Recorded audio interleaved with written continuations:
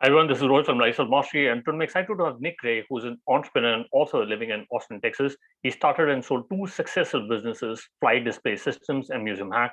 Nick is the author of the new book, The 2 Hour Cocktail Party, a step-by-step handbook that teaches you how to build big relationships by hosting small gatherings. And over 75,000 people have watched his TEDx talk about why he hates most about museums. Welcome to the show, Nick. Hey, thank you very much.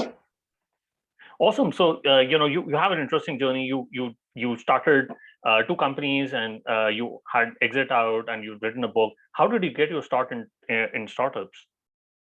I got my start in startups. I grew up in a middle-class family, and I always had the entrepreneurial bug. I started a web hosting company back in maybe 1996, a long time ago.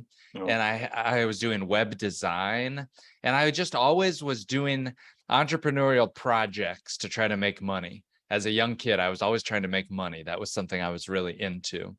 And then those two businesses you mentioned, Flight Display Systems and Museum Hack, those were, I think, my two biggest, most successful startups. But I definitely had, when I was a college student, I tried to start a software company. I moved to India after college trying to start the company, and it was a total failure, but I learned so much. It was a great learning experience. Oh, that's super interesting. How was India? Because India can be a very entrepreneurial place, but it's only the last couple of years. But only the last couple of years, right? And I went over there in 2004, 2005. It was not as an entrepreneurial mindset. So I struggled, to be honest, but I loved it. I loved the people. I loved the food. I spent most of the time in Pune, and I also lived in Bombay for a bit. So I loved it there. That's super interesting. And how did that start really happen with Flight Display Systems and Museum Hack? You can talk to listeners about what these two companies were all about.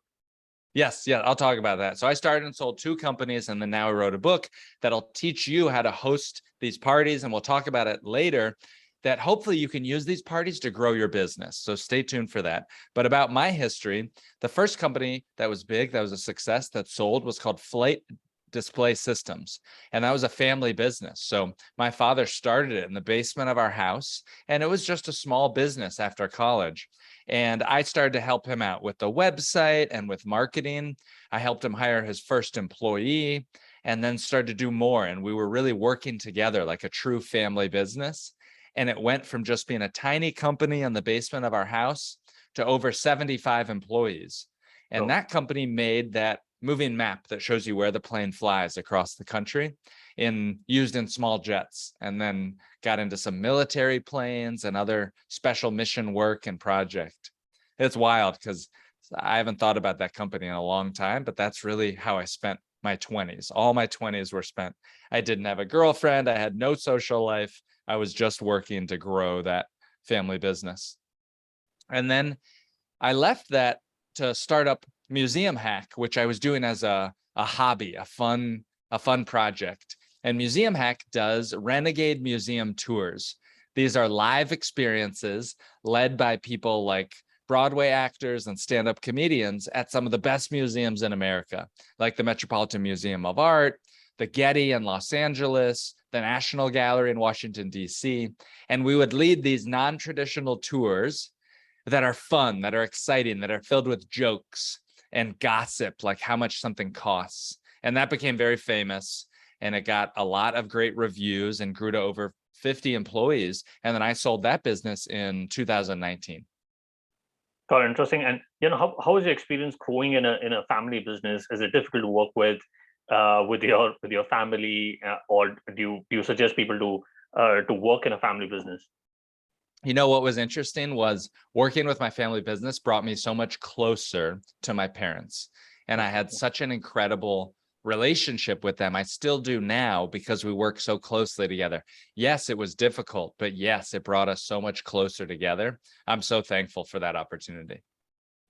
Interesting. And you sold Museum Hack, and you've been very candid, and you wrote a blog post on that, or how you use seller financing. What was seller financing all about then, and why did you go on to sell your company?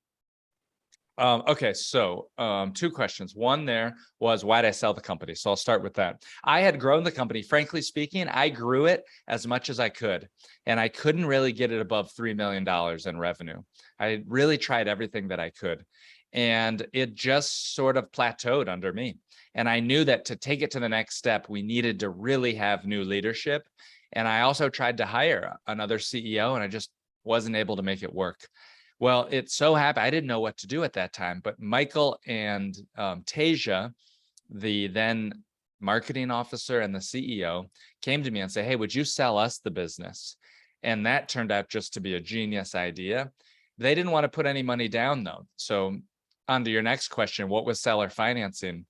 They didn't want to put money down. And so I agreed to sell them the business as long as they paid me back over the years from what the business was making. And then now, no joke, the business is more successful than it has ever been. It really worked out well for everybody. Interesting. And after you sold your business, you've now written a book about 2-hour cocktail party. What is it all about? So I hosted a lot of events. To launch my last business, I hosted a lot of these cocktail parties. They were gatherings. They were social events for my friends in New York City. Generally 15 to 25 people, small events where people would gather, and I would do unique things like name tags and icebreakers. And I've hosted hundreds and hundreds of these parties, and now I've taught about 60 people how to host parties themselves. And I've seen it literally change people's lives, where they say they've made more friends, they've met co-founders, they've hired new employees, they've got big contacts, big sales details, all those things from hosting just a simple 2-hour event. So now I wrote a book over the last 5 years to train and teach people how to do what I did and learn from everything that I've learned from hundreds and hundreds of events. By the way, these don't cost a lot of money. You can host it for under $100 worth of supplies, and you don't have to have any prior experience. And I think everybody should do it. It's like the secret. It's the magic that you can use to unlock. Yeah, no, absolutely. Before the call, I was talking about, how in business schools, they, all your classmates gather together and do these parties. But it can be quite intimidating, if you do it for the first time. You always worry about how others would feel. How should one go about, hosting a party if they've never done it before? So I think the biggest thing that a lot of people don't realize is the more structure at a party, the more freedom that your guests actually have. And a lot of people think, oh, I'm just going to host a party. I don't want to have name tags. I don't want to have icebreakers. I want to be the chill host, right? I'm too cool. I want to be cool for my friends. And that's actually not a good way to do it, because that lack of structure doesn't give your guests the freedom to go up and talk to somebody new. So one example is the idea of having name tags. Sounds too formal for a bar gathering or for a meeting. But in reality, name tags show everybody that it's a safe space to go up and start some new conversations, especially for introverts who can be a little bit shy. Name tags help to just not have them stress about remembering names or something like that. And I tell you what, after COVID, people are awkward. They forget how to gather. They forget how to make small talk. And so now is the time. That's why this structure really makes sense. Now is why this book is going to do really well. Interesting. You talked about structure. You're kind enough to share your book, and I had a read through it. And you mentioned about hosting a party during the weekday, and I've usually done it over the weekends. But I live in a smaller city, very close to London. But do you think it's valid for people who live in smaller cities as well? I think even for smaller cities, the best day to host a party might not be what you think. And I say that in the book, that the best days are non-red level days. So I like Monday, Tuesday, and Wednesday nights. Why is that? Because the number one fear of a new host who's never hosted before is that nobody's going to show up, that their party will be empty, right? And so we host on a Monday or a Tuesday or Wednesday night, because then everybody can come. They don't have plans. It's not socially competitive. I also talk about using the runway, where you give yourself at least 3 weeks to plan for your party. I advise people to make it only 2 hours long. So that means everybody shows up on time. That's something that new hosts are shocked about when they host a party with my method. They say, I can't believe it. Everybody showed up on time. Because how often have you been invited to a party that it's on a Saturday at 4 o'clock or something? And you're like, well, 4 o'clock, I'll show up at 6 o'clock, right? But when it's a 2-hour time slot, everybody shows up on time. So that's great. Yeah, that would be interesting to do with my Indian friends who always, notorious for coming a little late. But I'll have Indian time. Yeah, Indian time. That's for sure. And you also mentioned about to give a certain time and ending it at a time. Well, what if the biggest worry is what if people don't leave? They have a cocktail party and they they get so drunk that they don't leave the party. Has it ever happened? That's a serious concern for a lot of people. How do I get people to leave? Well, we get people to leave by setting those expectations that there is an end time to the party. When you list on your event RSVP that there's both a start and an end time, and when you mention that in your party reminder messages, and when you host it on a Monday, Tuesday, Wednesday night, versus if you host on a Friday, Saturday night, people, they don't have work the next day. They don't have school. They're going to get wasted. But Monday, Tuesday, Wednesday, it's more okay. But then I think your question is, what do you do? How do you ask them to leave nicely if they're just staying there? And so the secret that I'll tell your visitors is, if somebody's really trying to talk with you and they won't leave at the end of your party, then what I say to them is I say, hey, I really want to talk to you. I'm so glad. I can't talk right now because I need to clean up and tidy and get ready for work. But can we talk tomorrow? Can I call you? Please, can I follow up? I'd like to have this conversation. And so it's acknowledging them like that and saying, yes, I would like to follow up. I can't right now. I want to be here with you, but let me follow up tomorrow. 99% of the time that, of course, the person gets it and they say, yes, they feel seen, and then they leave. Yeah, no, I absolutely love that. And,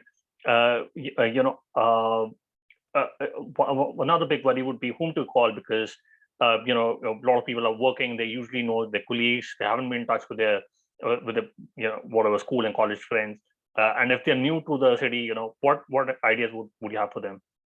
So who to invite to your party is a big question, and many people want to know about this. I wrote a really good article about this which you can see on this awesome website that I made, which, by the way, if you go to this website now, you can download the 19 things to do right now for your next party. It's a 2-page PDF that also has the executive summary of the key findings from my book. But if you go to this website, I think the address is www.party.pro.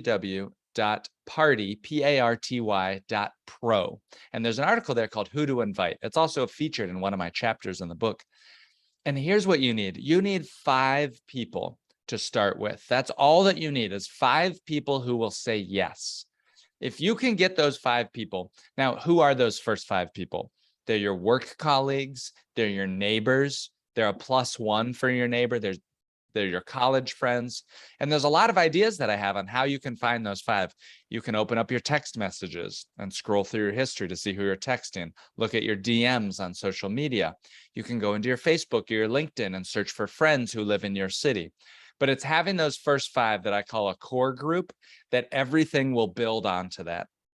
And you'll be shocked. Once you get those first 5 and they all set up an RSVP for your party, it creates social proof where more people will RSVP. And then as you go through your life and you bump into anyone interesting, you simply say to them, hey, my friends and I are having a party in 2 weeks. Can I invite you?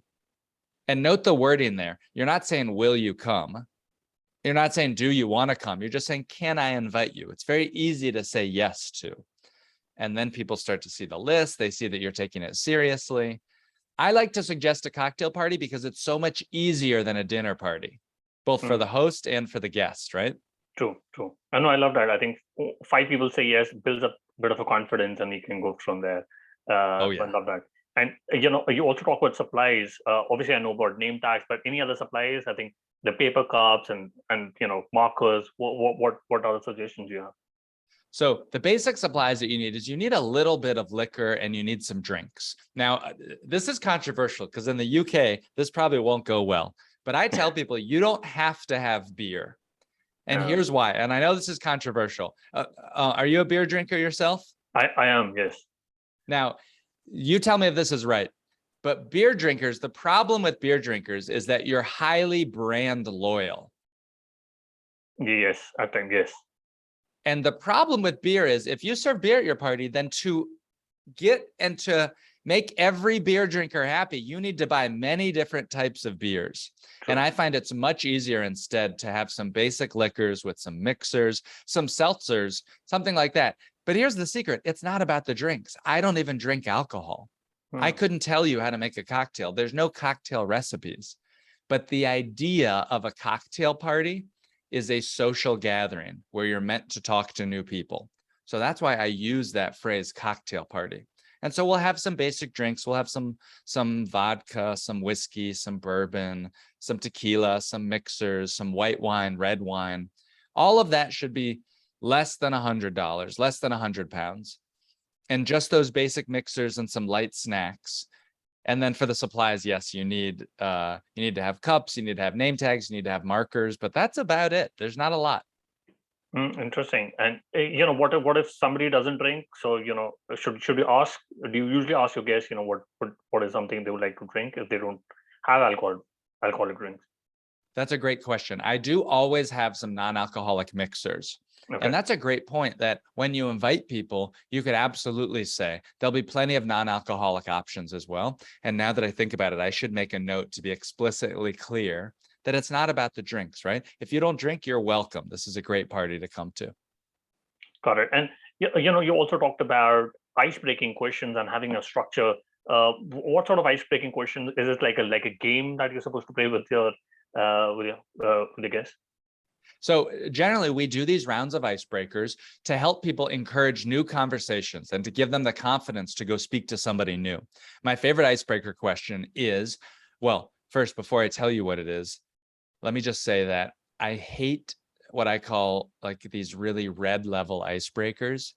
And that, for example, could be, what's the worst first date that you ever went on? Why do I hate that? Because that's very high judgment. It is very vulnerable. It's a question that requires a lot of vulnerability at the beginning of a night when you don't know anybody. So I like green level icebreakers. That means it's easy to think of, it's easy to answer, and it's fast. There's no judgment. And so a green level icebreaker that I like and I suggest everybody use for the first icebreaker of the night would be, say your name, say what you do for work. If you don't want to talk about work, something that you're excited about, and what is one of your favorite things to eat for breakfast? Oh, interesting. Now, it sounds like a very simple, silly thing, but that question, everybody eats or doesn't eat breakfast. They did it recently. They can remember it quickly. They can say it, and it expresses a little bit of their personality. And so that's really how we use icebreakers, is to express some of our personality and to give people an excuse to go start some new conversations afterwards. Got it. Interesting. And, do you have the same advice if somebody wants to host an office party? For an office party, you can use a little bit more formal invitations and messages, slightly more formal. So whereas if I'm inviting a friend, I might say, oh, I'll have name tags and icebreakers, lol, because I'm bad with names. For work, I maybe wouldn't use some of those emojis or say lol or include some funny memes or something like that. But the same fundamentals apply for work events. Got it. And I was just going to say that I think this actually works better for work because there's more of a focus on networking. Yeah. And so you can actually speed it up and do it a little bit more like that. Got interesting. And how about, a party for kids? What difference would you add there? So if you have kids, the number one piece of advice that I've heard from people who've hosted my style parties with kids is hire a babysitter. Hire a babysitter to take care of the kids, because adults oftentimes use children as a conversational crutch. They use these kids as an excuse to avoid adult interaction. And so when you hire a babysitter and you host a simultaneous, kids party in a different room of the house, the parents can focus a little bit better. They can socialize, they can make new friends. So that's the best piece of advice. Hire at least one babysitter and throw a simultaneous kids party in another room at your house. Love that. And I've been to a lot of events. There's something called This Week in FinTech in London. There's a lot of on-deck events, and now they run a big fund.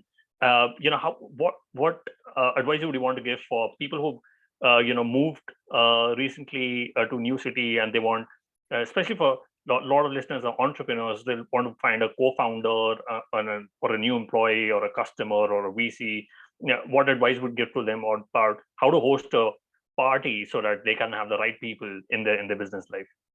I love that question, because you're getting at, I think, the idea that your network is your net worth. Have you heard that quote before? Yeah, absolutely. And when you're building a business, looking for a co-founder, trying to hire an employee, we find about the best opportunities through our weak ties and our loose connections. These are the acquaintances that we only rarely see in town. And hosting an event, when you do it, let's say every 5 to 6 weeks, or maybe every month if you're ambitious, you grow and you build your network of acquaintances and you learn about all these new things. So whether it's socially being invited to a lot of events, or whether it's professionally by getting new customers, clients, and employees and referrals, when you host a party, you just build your network in a really authentic way, because everybody wants to know someone who hosts a party. Yeah. Everybody wants to be friends with someone who organizes people together. That's the secret. Yeah, no, absolutely love that. And I wanted to understand your process of writing the book. I've had a few guests like Guy Kawasaki and James Clear who've taken a long time to write the book. What was your entire book writing process, and what is the marketing that you did? Well, my book process was not the best. It took me 5 years to write this. I wouldn't wish writing a book on my worst enemy. It was a very difficult process for me because I'm a perfectionist and I wanted this formula to be perfect. Like I said, I tested it with dozens of people to make sure that everything worked, that it could work for anything else. Because it's easy for me to write a formula that works for me or one person, but can I get it to work for 55 people in the UK, in the US, in India, all around the world? So that took me a long time. And then I think if I had to do it differently, I would maybe start to publish each of the chapters earlier as blog posts and share them online for online feedback. I've seen that being done, and that's very helpful to get feedback much sooner from people. All right. And I've been following your blog, and that's how I got to know about the book. But what's the ROI for content marketing, since you've been writing for such a long time? But what are you looking from building this blog and the content around it? So I'm trying to get 500 people to read my book and to host a party using my methods. And 500 is from starting right now, this week, when my book is now live. And I think that after I see 500 people, then I'll figure out, is there a business there? Could I start a conference? Do people need help hosting these types of events? I'm not sure. But just with my last business, Museum Hack, I did it for 2 years for free, for fun, as a hobby, to become the best tour guide in the whole world. And then once I was the best, then I made a business out of it. Similarly, I'm going to do this for a year to try to get those 500 people. And then once I'm the absolute best at training and teaching people how to build their network in a very authentic way, then maybe I'll start a business. But because I started and sold 2 businesses, I'm lucky that I don't have to make money off this right now. I love how you're reframing it, building our content, building an audience, and then thinking about a business. And how do you find the time for writing the book, doing other businesses, consulting? How do you find the time and being productive? Thankfully, I'm really lucky that since I sold my last business, I don't have to work now. And so this is what I'm 100% focused on. It's almost like this is my business, and that's a gift. I'm thankful for that. Got it. And what are you looking for marketing for this book? Do you have a marketing strategy on how to promote the book? So I think about it, because I'm not trying to reach any top lists on Wall Street Journal or USA Today or the New York Times. I think about it more like a launch year or a launch month. And I'm taking a slower approach to talk to people and to get those true hosts. That my true goal is those 500 people. Yeah. And so what am I doing for marketing? Of course, I did all the obvious stuff. I hit my email list. I did my social media. Now I'm doing high profile podcast interviews like this. I'm going to be sharing on mailing lists and on other podcasts. But I think that hopefully, if it's a good book, and I've almost gotten 100 5-star reviews on Amazon just in the first week. And so I'm really proud about that it seems to be resonating, that it's a high quality book. So I'm hoping through slowly marketing, buying some Amazon ads, things like that, that the book will start to spread. No, absolutely. I think the content is really good and it's really informative. Something which I've never read before because I've read through a lot of business books, but this is actionable book, and somebody can build up a lot of relationships. And I love hosting parties and something I would love to do. Looking You're going to into be my first UK person. I'm counting on this. First UK post launch. Yeah, no, absolutely. I quickly want to do the top three. What's your favorite business book? Favorite business book? Well, just because I want to give somebody advice about writing a book and trying to say something new that nobody's heard, there's a book out there called Write Useful Books, and it's about writing nonfiction books. And I found it very helpful that if you're ever thinking about writing a book, you have to read this book. Oh, that's a good one. We'll put that in the show notes. And if you could go back in time when you started writing the book, what is the one thing you would have focused on or done anything differently? I would have shared some of the key concepts and ideas as blog posts much earlier in order to get feedback in a more public setting. I also think, let me think if there's something else that I would have done. I would have collected from the early, so if you're listening to this and you're thinking about writing a book, you need to write down your stories, whether that's doing a voice memo or writing down in a notes file, the little moments from your life that are poignant that you tell friends and they smile about. Save as many of those as possible, because that's what people connect with. When it comes time to write your book, that's what people want, are those personal stories. Got it. And do you have your favorite online tools, example, Gmail, Slack, Zoom? My favorite online tool, my team and I use Canva a whole lot for graphic design and using royalty-free images. So I like Canva. There's also a software tool I use called Opt-in Monster. Yeah. And Opt-in Monster is used to generate leads to build my newsletter. And it's such a good tool. It's very nice.